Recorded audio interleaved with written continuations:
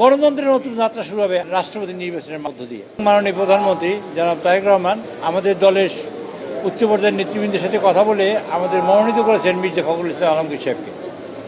আমরা আজকের সংসদীয় দলের সভায় মাননীয় সকল সংসদ সদস্যদের কাছ থেকে আমরা তার পক্ষে ভোট চেয়েছি এবং বলেছি যে আগামীকালকে সবাই আমরা 1:30টার মধ্যেখানে উপস্থিত হব। ইনশাআল্লাহ 2টা থেকে ভোট শুরু হবে, 5টার মধ্যে ভোট গণনা হবে।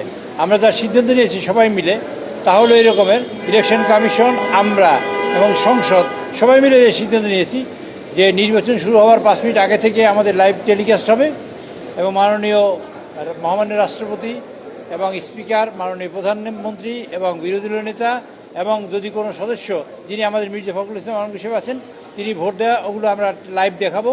তারপর সব রেকর্ড করা হবে। আবার নির্বাচন শেষ হবার 5 মিনিট আগে আমরা সেই লাইভ শুরু করব। আবার নির্বাচনের ফলাফল ঘোষণা করা হবে এবং ফলাফলের পরে সেখানে ফল ঘোষণা করা হবে। এই পর্যন্ত আমরা লাইভ দেখাবো কালকে এবং আমরা সবাই বসে থাকবো।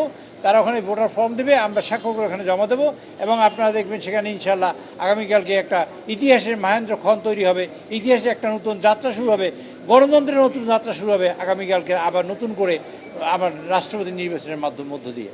আমরা মনে করি যে জনাব তারেক রহমান আমাদের নেতা, তার নেতৃত্বে দীর্ঘ 17 বছর আমরা আন্দোলন করেছি, সংগ্রাম করেছি। সংগ্রাম করার পর যে কাজটা হয়েছে তা হলেই যে আমরা নির্বাচিত হয়ে গণতান্ত্রিক পদ্ধতিতে নির্বাচিত হয়ে সরকার এসেছি।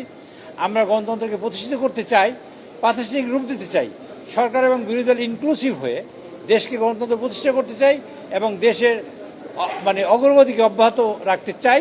সেই কারণেই আমরা আগামীকালকে দেখবেন আপনারা আমাদের 2 জন সদস্য হবেন, ক্যান্ডিডেট হবেন। একজন হলো ডক্টর অলি আহমেদ, আরেকজন হলো আমাদের মির্জা ফখরুল ইসলাম আলমগীর সাহেব। আমরা ভোট হবে, এদেশের মানুষ ভোট কেমনে দেয়, কেমন করে দেয় সেটা আবার প্রত্যক্ষ করবে এবং মানুষের মনোজগৎ তৈরি হবে নতুন করে ভোটের প্রতি। সেই প্রত্যাশা করে আগামীকালকে ইনশাআল্লাহ আমরা রাষ্ট্রপতি নির্বাচিত করতে পারবো। পরের দিনই 21 তারিখ সন্ধ্যা 7:30টার সময় বঙ্গভবনে শপথ হবে ইনশাআল্লাহ।